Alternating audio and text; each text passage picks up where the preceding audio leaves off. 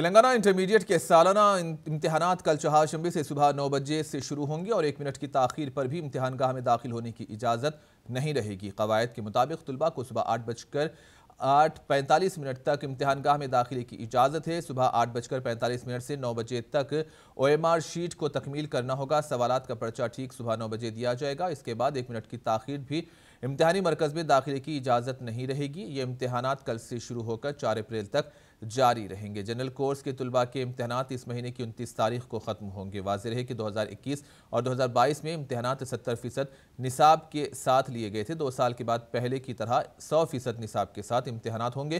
Telangana board of intermediate के commissioner नवीन मित्तल ने इस ज़िमन में मीडिया से बात करते हुए कहा कि इम्तिहानात के लिए तमाम तर इंतज़ामात मुकम्मल कर लिए गए हैं। रियासत भर में 1400 से ज़ायद इम्तिहानी मराकिज़ कायम किए गए। साल अव्वल और साल दुवम के इंटरमीडिएट इम्तिहानात में 9 लाख से ज़ायद तुलबा शिरकत करेंगे।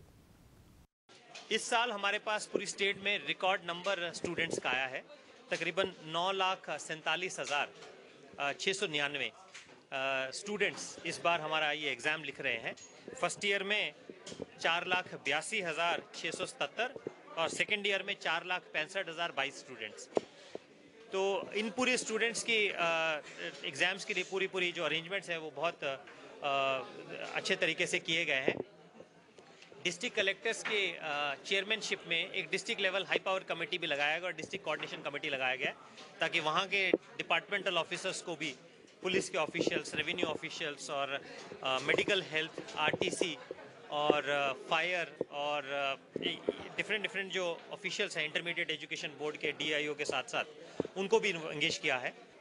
एग्ज़ाम जो है वो 9 से 12 तक है, बट 8 बजे से उनको एंट्री अलाउड है एग्ज़ाम सेंटर में, तो 8 बजे के आसपास वो लोग पहुंच जाए। 8:45 से उनको OMR शीट भरने का भी सुविधा दिया जाएगा और 9 बजे क्वेश्चन पेपर डिस्ट्रीब्यूट हो जाएगा। तो 9 बजे के बाद किसी भी कैंडिडेट को अलाउ नहीं करेंगे।